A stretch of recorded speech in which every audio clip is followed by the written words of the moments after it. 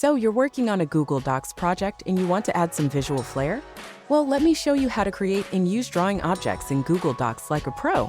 First, open up your Google Docs document and head over to the Insert menu.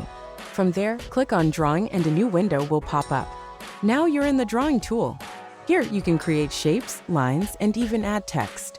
It's like having a mini design studio right in your document. To create a shape, simply click on the shape icon and choose from a variety of options like rectangles, circles, or arrows. Drag and resize the shape to your liking. If you want to add lines, click on the line icon and draw away. You can change the color, thickness, and style of the line to match your style. But wait, there's more. You can also add text to your drawing. Just click on the text icon, type in your message, and customize the font, size, and color. Once you're done creating your masterpiece, click Save and Close to insert it into your Google Docs document. You can move and resize the drawing just like any other object. And there you have it. Creating and using drawing objects in Google Docs is a breeze. So go ahead, unleash your creativity, and make your documents stand out with these awesome drawing tools. End of monologue.